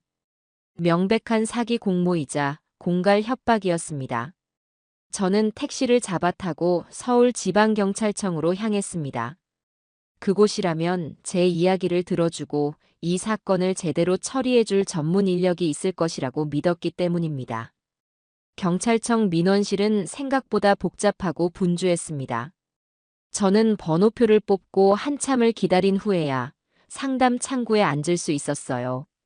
제 앞에 앉은 젊은 경찰은 제 행색을 보고는 약간은 귀찮다는 듯한 표정으로 물었습니다. 어르신 무슨 일로 오셨습니까? 내 아들과 며느리를, 그리고 그들과 공모한 사채업자들을 신고하러 왔소. 제 말에 젊은 경찰의 눈이 잠시 동그래졌습니다. 그는 제 말을 쉽게 믿지 못하는 눈치였어요. 하긴 늙은 노모가 제 자식을 직접 신고하러 오는 일이 흔한 일은 아니겠지요. 어르신 자세히 좀 말씀해 보시겠어요? 무슨 일이 있었던 겁니까? 저는 침착하게 지난 이틀 동안 제게 벌어졌던 모든 일을 설명하기 시작했습니다. 며느리의 전화부터 아들 집에서 벌어졌던 일, 그리고 제가 그곳을 어떻게 빠져나왔는지까지. 제 이야기를 듣는 동안 젊은 경찰의 표정은 점점 더 심각해졌습니다. 하지만 그의 눈에는 여전히 의심의 빛이 남아 있었어요. 제 이야기만으로는 저들의 범죄를 입증하기에는 부족하다는 것을 저도 알고 있었습니다. 어르신 말씀은 잘 들었습니다. 하지만 이것만으로는 저희가 수사를 시작하기가 좀 어렵습니다. 어르신을 협박했다는 증거가 있으신가요? 아니면 목격자라도. 바로 그때였습니다. 저는 품속에서 만년필 녹음기를 꺼내 그의 앞에 내려놓았습니다. 여기에 그놈들의 목소리가 전부 담겨 있소. 들어보시오. 젊은 경찰은 잠시 망설이다가 녹음기를 받아들고 이어폰을 낀 채 재생 버튼을 눌렀습니다. 녹음기에서 흘러나오는 내용을 듣는 동안 그의 얼굴이 하얗게 질려갔습니다. 그의 미간은 굳게 찌푸려졌고 입은 살짝 벌어져 있었어요. 그는 녹음된 내용을 끝까지 다 듣고 나서 한참 동안이나 말이 없었습니다. 그리고 마침내 이어폰을 빼고 저를 쳐다보았을 때 그의 눈빛은 처음과는 완전히 달라져 있었습니다. 그 안에는 더 이상 의심이 아닌 경악과 분노, 그리고 저에 대한 존경심 같은 것이 담겨 있었어요. 어르신, 이건 보통 사건이 아니군요. 그는 즉시 어디론가 전화를 걸었습니다. 그리고 잠시 후 저는 그의 안내를 받아 민원실이 아닌 다른 사무실로 이동했습니다. 그곳은 지능범죄수사대라는 팻말이 붙어 있는 곳이었어요. 저를 맞이한 사람은 날카로운 눈매와 다부진 체격을 가진 중년의 형사였습니다. 그는 자신을 이 팀의 팀장이라고 소개했어요. 어머님, 박민옥 어머님 맞으시죠? 이야기 들었습니다. 정말 대단한 일을 하셨습니다. 그는 제게 따뜻한 차를 한 잔 건네며 저를 안심시켰습니다.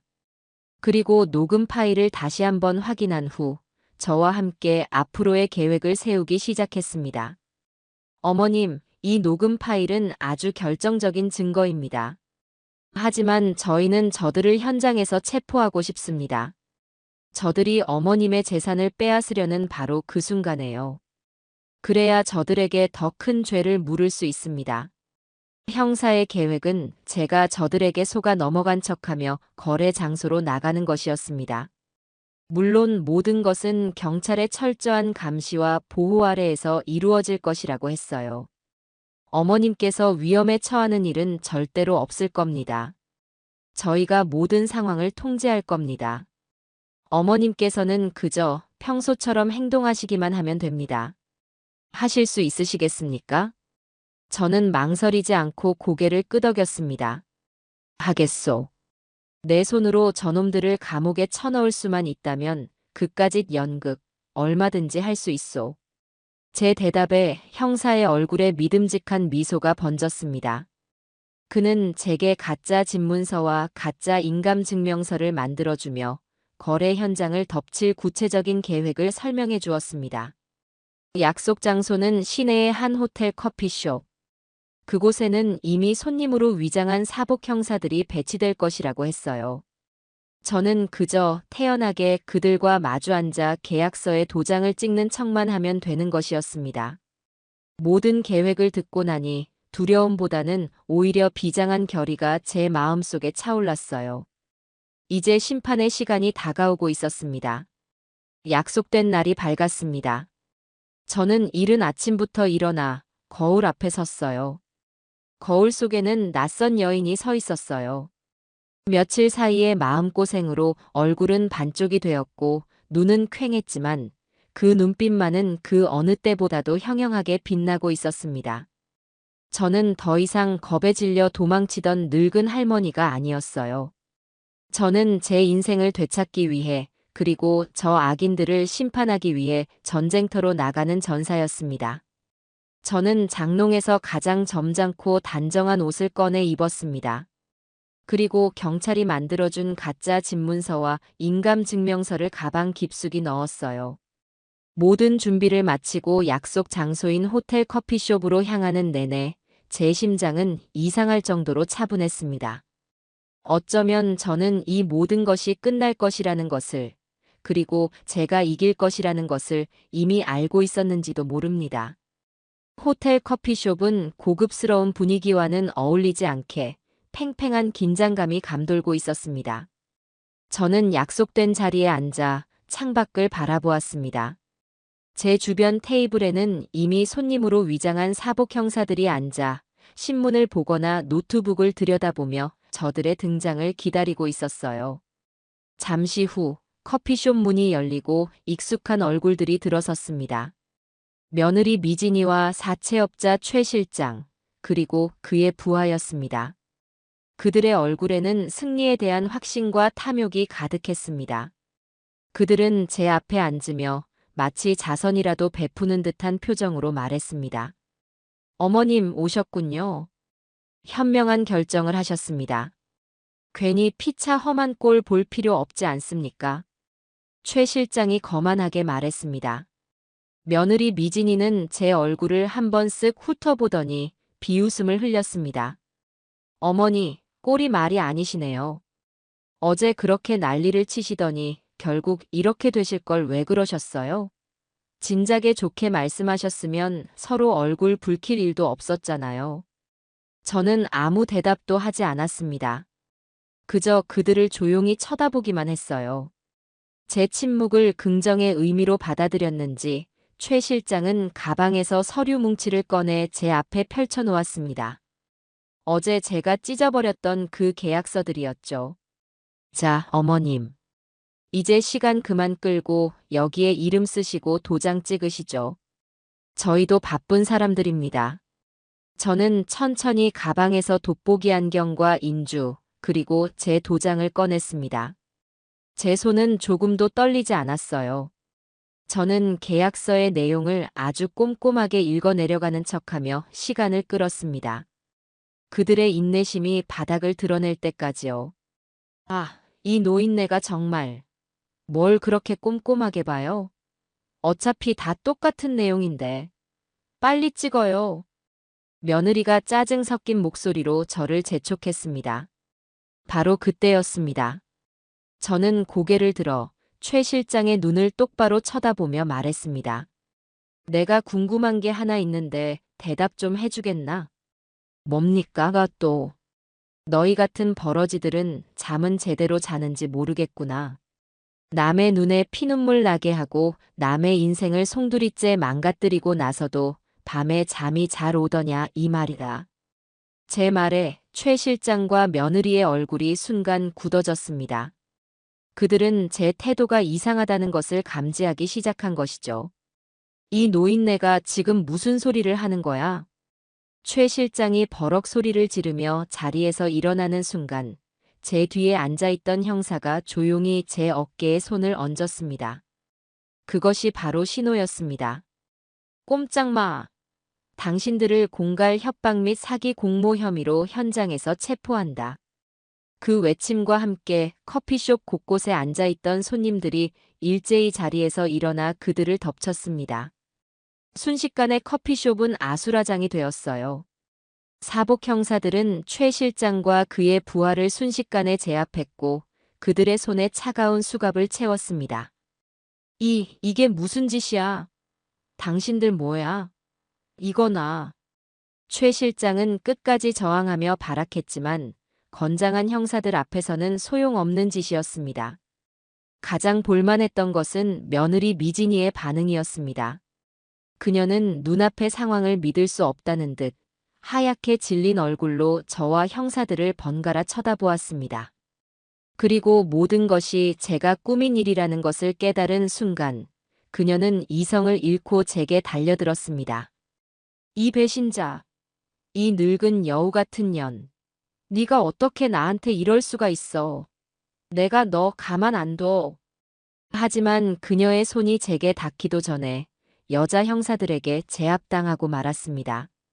그녀는 바닥에 쓰러져 발버둥치며 온갖 저주와 악담을 제게 퍼부었습니다. 저는 그 모습을 아무런 감정 없는 눈으로 그저 조용히 내려다볼 뿐이었습니다. 그때 커피숍 입구에서 이 모든 상황을 지켜보고 있던 제 아들 성우가 형사들에게 다가왔습니다. 그는 모든 것을 자백하고 수사에 협조하겠다는 의사를 밝혔습니다. 며느리는 그런 아들의 모습을 보고는 이제는 거의 실신 직전까지 가서 울부짖었습니다. 고성호, 너까지 나를 배신해? 이 은혜도 모르는 놈. 저는 그 모든 소란을 뒤로하고 조용히 자리에서 일어났습니다. 그리고 저를 보호해 주었던 형사팀장에게 다가가 깊이 고개를 숙였습니다. 고맙소. 정말 고맙소, 형사님. 천만에요, 어머님. 어머님의 용기가 아니었다면 저희도 저들을 잡지 못했을 겁니다. 형사의 따뜻한 말에 그제야 제 눈에서 뜨거운 눈물이 흘러내렸습니다. 모든 것이 끝났다는 안도감과 제 인생을 지켜냈다는 벅찬 감정이 뒤섞인 눈물이었습니다. 저는 수갑을 찬 채 끌려나가는 며느리와 사채업자들의 비참한 뒷모습을 끝까지 지켜보았습니다. 그들은 더 이상 저를 위협할 수 없는 그저 법의 심판을 기다리는 초라한 범죄자일 뿐이었습니다. 호텔 커피숍에서의 아수라장이 끝나고 저는 형사팀장의 안내에 따라 경찰차를 타고 서울지방경찰청으로 다시 향했습니다. 창밖으로는 화려한 도시의 불빛들이 빠르게 스쳐 지나갔지만 제 눈에는 아무것도 들어오지 않았어요. 제 머릿속은 온통 방금 전의 상황으로 가득 차 있었습니다. 수갑을 찬 채 끌려나가면서도 제게 저주를 퍼붓던 며느리 김미진의 일그러진 얼굴, 모든 것을 포기한 듯 넋이 나간 채 끌려가던 사채업자 최 실장의 뒷모습, 그리고 그 모든 것을 지켜보며 차마 제게 다가오지도 못하고 고개만 숙이고 있던 아들 고성호의 비참한 모습까지. 그 모든 장면들이 제 머릿속에서 몇 번이고 되풀이되었습니다. 경찰청에 도착하자 아까와는 다른 무거운 공기가 저를 맞았습니다. 저는 담당 형사의 안내를 받아 조사실로 들어갔습니다. 그곳에서 저는 피해자이자 이 사건의 가장 중요한 참고인으로서 공식적인 진술을 시작했습니다. 제 앞에는 김이 모락모락 나는 따뜻한 차가 놓여 있었지만 저는 그것에 입도 대지 않았어요. 저는 지난 며칠간 겪었던 모든 일을 처음 며느리에게서 걸려왔던 한 통의 전화부터 시작해서 오늘 커피숍에서 그들이 체포되는 순간까지 아주 상세하고 차분하게 진술했습니다. 제 이야기는 몇 시간이 넘도록 이어졌습니다. 제 이야기를 듣는 형사들의 표정은 시종일관 진지했고 가끔은 분노를 참지 못하는 듯 미간을 찌푸리기도 했습니다. 제 진술이 끝나자 형사팀장이 제게 그동안의 수사 진행 상황에 대해 설명해주기 시작했습니다. 제가 그들을 유인하는 동안 다른 수사팀이 이미 최 실장의 사무실과 며느리의 집을 압수수색했다고 합니다. 그 결과는 상상을 초월하는 것이었어요. 어머님, 놀라지 마십시오. 저희가 최 실장의 사무실을 덮쳤을 때 대포폰 수십 개와 차명 계좌 목록, 그리고 수많은 채무자들의 신상 정보가 담긴 장부들을 발견했습니다. 이자는 단순한 사채업자가 아니었습니다. 불법 채권 추심은 물론이고 보이스피싱 조직에도 자금을 대주는 등 아주 질이 나쁜 범죄 조직의 핵심 인물이었습니다.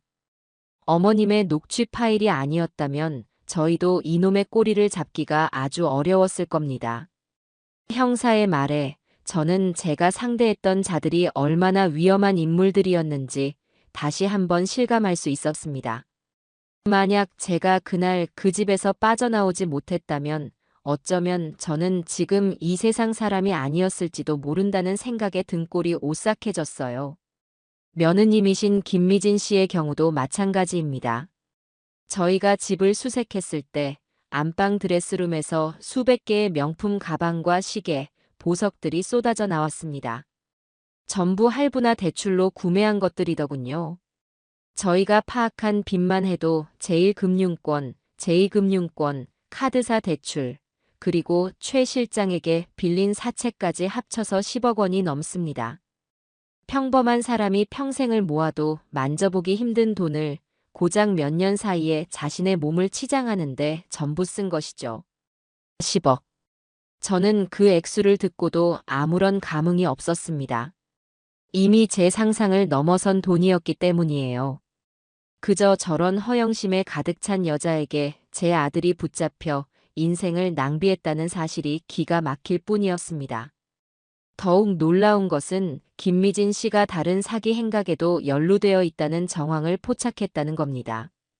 그녀는 인터넷 중고거래 사이트에서 명품 가방을 판다고 하고 돈만 받고 물건을 보내지 않는 소위 먹튀 사기를 상습적으로 저질러 왔습니다. 피해액은 각각 몇십만 원에서 몇백만 원 수준이라 피해자들이 신고를 꺼리는 점을 노린 것이죠. 아주 영악한 사람입니다. 모든 설명을 듣고 나니 저는 오히려 마음이 차분해졌습니다. 제 선택이 틀리지 않았다는 것, 제가 구해낸 것이 비단 제 집과 땅뿐만이 아니었다는 것을 확인했기 때문입니다. 제가 만약 그들의 협박에 굴복했다면 저들은 제 재산을 발판 삼아 더 많은 사람들에게 더 큰 피해를 입혔을 겁니다. 모든 조사를 마치고 경찰청을 나왔을 때는 이미 밖이 어둑어둑해져 있었습니다. 경찰청 현관 앞에는 제 아들 성우가 저를 기다리고 있었습니다. 그는 수사에 협조했다는 점이 참작되어 불구속 상태로 조사를 받게 되었다고 합니다. 그는 저를 보자마자 제 앞에 와서 털썩 무릎을 꿇었습니다. 어머니, 제가 잘못했습니다. 정말 잘못했습니다. 제발 저를 용서해 주세요. 아들은 눈물 콧물을 쏟으며 제 바짓가랑이를 붙잡고 애원했습니다.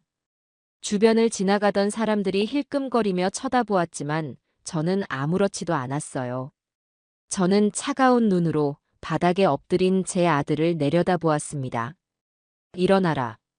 길바닥에서 이게 무슨 추태냐. 어머니, 용서해 주시기 전까지는 못 일어납니다. 제가 정말 죽일 놈입니다. 어머니 말씀대로 저는 사람이 아니었습니다. 이제라도 그걸 알았다니 다행이구나. 제 목소리에는 그 어떤 온기도 담겨 있지 않았습니다. 저는 아들의 눈물을 보고도 마음이 약해지지 않았어요. 이미 너무나도 큰 상처를 받았고 너무나도 깊은 배신감을 느꼈기 때문입니다. 너는 지금 나한테 용서를 구할 때가 아니다. 네가 용서를 구해야 할 대상은 너 자신과 네가 망쳐버린 네 인생이다. 그리고 앞으로 법의 심판을 받게 될 네 마누라겠지. 어머니, 미진이는 이제 저랑 상관없는 사람입니다. 저는 어머니 아들이잖아요. 어머니, 제발 저 한 번만 다시 아들로 받아주세요. 네, 아들이라. 저는 그 말을 나지막이 으쪼렸습니다. 그리고 결심을 굳혔어요. 고성호, 내가 너를 마지막으로 아들이라 불러주마. 잘 들어라. 네 어미는 며칠 전 네 집 현관문을 열었을 때 이미 죽었다. 그러니 더 이상 죽은 사람을 찾지 말거라. 네가 지금 무릎 꿇고 있는 것은 네 어미의 무덤 앞이라고 생각하면 될 것이다. 제 말에 아들의 울음소리가 멎었습니다. 그는 충격을 받은 얼굴로 저를 올려다보았어요. 저는 더 이상 그를 상대하지 않고 차갑게 몸을 돌려 버스 정류장을 향해 걸어갔습니다. 등 뒤에서 저를 부르는 아들의 절규가 들려왔지만 저는 단 한 번도 뒤를 돌아보지 않았습니다. 무너진 것은 비단 며느리의 허영의 탑뿐만이 아니었습니다. 제가 평생을 바쳐 쌓아 올렸던 아들이라는 이름의 탑 또한 그날 함께 무너져 내렸던 겁니다. 사건이 검찰로 넘어가고 재판 날짜가 잡히기까지 몇 달의 시간이 흘렀습니다. 그 시간 동안 저는 시골집에 내려와 묵묵히 제 일상을 살아갔습니다. 텃밭을 가꾸고 장을 담그고 동네 사람들과 소소한 이야기를 나누며 지냈어요. 제 삶은 겉으로 보기에는 예전과 똑같았지만 많은 것이 변해 있었습니다. 제 마음속에 있던 아들이라는 커다란 기둥이 뽑혀나간 자리는 쉽게 메워지지 않는 깊고 서늘한 구멍으로 남아 있었습니다. 아들에게서는 몇 번이고 연락이 왔지만 저는 단 한 번도 그 연락을 받지 않았습니다. 드디어 첫 재판이 열리는 날, 저는 아침 일찍 일어나 가장 단정한 옷으로 갈아입었습니다. 그리고 버스를 타고 재판이 열리는 서울의 법원으로 향했습니다. 제가 법정에 들어서자 모든 사람들의 시선이 제게로 향하는 것이 느껴졌어요. 방청석 한쪽에는 제 아들 성우가 고개를 푹 숙인 채 앉아 있었습니다. 저는 그에게 눈길 한 번 주지 않고 검사가 지정해준 피해자석에 가서 앉았습니다. 잠시 후 피고인들이 법정으로 들어섰습니다. 수의를 입은 사채업자 최 실장과 그의 부하, 그리고 제 며느리 김미진이었습니다. 며칠 사이에 며느리의 얼굴은 반쪽이 되어 있었지만 그녀의 눈빛은 여전히 도끼로 가득 차 있었어요. 그녀는 저를 발견하자마자 저주를 퍼붓는 듯한 눈빛으로 저를 쏘아보았습니다. 저는 그 시선을 피하지 않고 담담하게 마주 보았습니다. 이제 와서 그녀의 눈빛 따위는 조금도 두렵지 않았으니까요. 재판이 시작되었습니다. 검사는 최 실장 일당의 범죄 사실과 김미진이 어떻게 이 사건에 가담하고 저를 끌어들이려 했는지에 대해 상세하게 설명했습니다. 그리고 증거로 제가 제출했던 녹음 파일이 법정 전체에 울려 퍼졌습니다. 야, 그 할망구가 네 인생에 보태준 게 뭐가 있는데. 낡아빠진 시골집에 처박혀서 농사나 짓는 주제에 어디 와서 큰 소리야. 며느리의 경멸 가득한 목소리가 스피커를 통해 흘러나오자 방청석에서는 낮은 탄식이 터져 나왔습니다. 며느리는 자신의 목소리가 법정에 울려 퍼지는 것을 들으며 수치심에 얼굴이 새빨개졌습니다. 그녀의 변호사는 어떻게든 상황을 무마해보려 애썼지만 녹음 파일이라는 명백한 증거 앞에서 모든 변명은 힘을 잃었습니다. 다음은 피고인 신문 시간이었습니다. 최 실장은 모든 것을 인정하면서도 자신은 그저 사업가일 뿐이며 김미진이 먼저 접근하여 모든 것을 계획했다고 주장했습니다. 하지만 가장 압권이었던 것은 바로 제 며느리 김미진의 증언이었습니다. 그녀는 재판정에서도 조금도 뉘우치는 기색이 없었어요. 오히려 모든 것을 제 탓으로 돌리며 자신이야말로 이 사건의 가장 큰 피해자라고 주장했습니다. 존경하는 재판장님, 저는 억울합니다. 저는 그저 남들처럼 평범하게 살고 싶었을 뿐입니다. 하지만 제 남편은 무능했고 시어머니는 저를 구박하기만 했습니다. 시어머니는 평소에도 저의 씀씀이를 못마땅해하며 저를 무시했고 이번 일도 사실은 저를 공경에 빠뜨리기 위해 꾸민 함정입니다. 저는 최 실장이라는 사람에게 속았을 뿐이고 시어머니의 재산을 탐낸 적도 없습니다. 모든 것은 저를 미워한 저 시어머니의 망상과 거짓말입니다. 그녀는 눈물까지 흘려가며 아주 능숙하게 거짓말을 늘어놓았습니다. 방청석에 앉아있던 사람들이 웅성거리기 시작했어요. 저는 그 모습을 보며 인간의 뻔뻔함이 어디까지 갈 수 있는지 똑똑히 보았습니다. 그녀는 자신의 죄를 인정하고 용서를 구하기는커녕 마지막 순간까지 저를 모함하고 있었습니다. 마침내 제가 증인석에 설 차례가 되었습니다. 저는 떨리는 마음을 다잡고 증인석에 서서 선서를 했습니다. 검사가 제게 질문을 하기 시작했습니다. 증인, 피고인 김미진은 증인의 며느리가 맞습니까? 네, 맞습니다. 피고인 김미진은 평소 증인에게 어떤 며느리였습니까? 저는 잠시 숨을 골랐습니다. 그리고 법정에 있는 모든 사람들이 들을 수 있도록 또렷하고 힘있는 목소리로 말했습니다. 저 사람은 제게 며느리였던 적이 없습니다. 처음부터 제게는 제 아들의 인생에 들러붙은 거머리이자 제 가정을 파괴하러 온 악귀와도 같은 존재였습니다. 제 말에 법정 안이 술렁이었습니다. 며느리는 자리에서 벌떡 일어나 제게 소리치려 했지만 판사의 제지로 다시 자리에 앉아야만 했어요. 저는 그날 있었던 모든 일을, 제가 겪었던 모든 공포와 배신감을 담담하게, 하지만 아주 상세하게 증언했습니다. 제가 증언하는 동안 저는 단 한 번도 며느리의 얼굴을 쳐다보지 않았습니다. 그녀는 더 이상 제가 마주볼 가치도 없는 존재였으니까요. 모든 증언이 끝나고 검사의 최종 구형이 이어졌습니다. 검사는 이번 사건이 단순히 돈을 목적으로 한 범죄가 아니라 가족이라는 신뢰관계를 철저히 파괴하고 한 사람의 인생을 송두리째 빼앗으려 한 반인륜적인 범죄임을 강조하며 피고인 모두에게 중형을 구형했습니다. 그리고 마침내 선고의 날이 밝았습니다.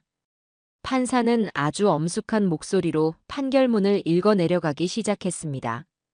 피고인 최 실장 외 1인은 상습적인 불법 채권 추심 및 공갈 협박, 범죄단체 조직 등의 혐의가 인정되어 피고인 김미진은 자신의 사치와 허영심을 채우기 위해 남편을 기만하고 시어머니를 범죄의 대상으로 삼는 등 그 죄질이 매우 불량하며 법정에 이르기까지 단 한 번도 자신의 잘못을 뉘우치지 않는 점 등을 고려하여 판사는 사채업자들에게 중형을 선고했습니다. 그리고 마지막으로 제 며느리 김미진을 향해 판결을 내렸습니다. 피고인 김미진을 사기 공모 및 존속 협박 등의 죄를 물어 징역 7년에 처한다. 징역 7년. 그 말을 듣는 순간 며느리는 다리에 힘이 풀린 듯 그 자리에 주저앉아 오열하기 시작했습니다. 하지만 그 눈물은 참회의 눈물이 아닌 자신의 신세를 한탄하는 분노의 눈물이었을 겁니다. 저는 그 모습을 끝까지 지켜보았습니다. 그리고 조용히 법정을 빠져나왔어요. 복수심 때문이 아니었습니다. 그저 정의가 살아있다는 것을 뿌린 대로 거두게 된다는 세상의 이치를 제 눈으로 확인하고 싶었을 뿐이었습니다. 법정 밖은 그날따라 유난히 하늘이 맑고 푸르렀습니다. 재판이 끝나고 모든 것이 제자리로 돌아왔습니다. 혹은 제자리가 아니어야 할 것들이 제자리를 찾아갔다는 표현이 더 맞을지도 모르겠네요. 며느리 김미진은 항소를 포기하고 교도소에 수감되었습니다. 그녀가 남긴 수억 원의 빚은 그녀와 이혼 소송을 진행 중인 제 아들 성호의 몫으로 남겨졌습니다. 사채업자 최 실장 일당 역시 이번 사건을 계기로 그동안 저질러왔던 수많은 여죄들이 드러나 오랫동안 사회와 격리되게 되었습니다. 그들은 더 이상 다른 누군가의 인생을 망가뜨릴 수 없게 된 것이죠. 저는 다시 시골집으로 돌아와 예전과 같은 평온한 일상을 되찾았습니다. 텃밭의 채소들은 주인의 부재에도 불구하고 꿋꿋하게 자라나 있었고 뒤뜰의 장독들은 변함없이 묵묵하게 제자리를 지키고 있었어요. 저는 그 모든 것들을 보며 비로소 제가 돌아올 곳이 있다는 사실에 깊은 안도감을 느꼈습니다. 어느 주말 오후 제가 툇마루에 앉아 콩을 고르고 있는데 낯익은 그림자가 마당으로 들어섰습니다. 제 아들 성우였어요. 그는 재판이 끝난 후 처음으로 저를 찾아온 것이었습니다. 몇 달 사이에 아들의 얼굴은 반쪽이 되어 있었고 값비싼 옷 대신 낡고 허름한 옷을 입고 있었어요. 그는 차마 제게 가까이 다가오지도 못하고 마당 한가운데에 서서 저를 바라보기만 했습니다. 저는 하던 일을 멈추지 않고 무심한 목소리로 물었습니다. 여긴 어쩐 일이야? 내가 다시는 찾아오지 말라고 했을 텐데. 어머니 드릴 말씀이 있어서 왔습니다. 아들은 제 앞에 와서 조용히 무릎을 꿇었습니다. 그리고 품 안에서 낡은 봉투 하나를 꺼내 제게 내밀었어요. 어머니 죄송합니다. 이게 제가 지금 드릴 수 있는 전부입니다. 집을 팔고 빚을 정리하고 나니 이것밖에 남지 않았습니다. 어머니께서 그때 입으신 정신적, 물질적 피해에 비하면 아무것도 아니라는 거 압니다. 그래도 받아주세요. 저는 봉투를 열어보지 않았습니다. 그 안에 얼마가 들었는지는 제게 중요하지 않았으니까요. 이걸로 네 죄가 씻겨나갈 것이라 생각하니? 아닙니다, 어머니. 제 죄는 평생을 가도 씻을 수 없다는 거 압니다. 저는 그저 어머니께 아주 조금이라도 제 잘못을 갚고 싶었을 뿐입니다. 아들은 진심으로 뉘우치고 있는 것처럼 보였습니다. 하지만 제 마음은 움직이지 않았어요. 깨진 거울은 다시 붙일 수 없고 엎질러진 물은 다시 담을 수 없는 법이니까요. 됐다. 그 돈은 너나 가져가거라. 앞으로 네가 살아가려면 돈이 필요할 테니. 어머니. 그리고 한 가지만 묻자. 너는 앞으로 어떻게 살아갈 건데? 아들은 한참 동안이나 말이 없었습니다. 그리고 어렵게 입을 열었어요. 모르겠습니다. 그냥 닥치는 대로 일해서 빚 갚고 그렇게 속지 않은 마음으로 살아야겠지요. 미진이와는 이혼했습니다. 다시는 그 사람을 볼 일도 없을 겁니다. 저는 고개를 끄덕였습니다. 그리고 자리에서 일어나 집 안으로 들어갔습니다. 잠시 후 저는 작은 보따리 하나를 들고 나왔어요. 그 안에는 약간의 돈과 제가 아침에 갓 지은 밥으로 만든 주먹밥 몇 개가 들어 있었습니다. 저는 그것을 아들에게 건넸습니다. 이게 내가 너에게 주는 마지막 밥값이다. 이걸로 밥 사 먹고 기운 차려서 네 인생은 네 힘으로 살아나가거라. 그리고 다시는 내 앞에 나타나지 마라. 내 눈에 띄지도 말고 연락도 하지 말거라. 우리는 이제 남이다. 제 말에 아들은 더 이상 저를 붙잡지 못했습니다. 그는 제가 건넨 보따리를 받아들고 제게 큰 절을 한번 올렸습니다. 그리고 말없이 돌아서서 왔던 길을 되돌아갔어요. 저는 그 멀어져가는 뒷모습을 이번에야말로 정말 마지막이라는 생각으로 오랫동안 바라보았습니다. 제 눈에서는 눈물이 흘렀지만 그 눈물은 슬픔의 눈물이 아니었어요. 내 손으로 자식과의 인연을 끊어내야만 했던 한 어미의 회한과도 같은 눈물이었습니다.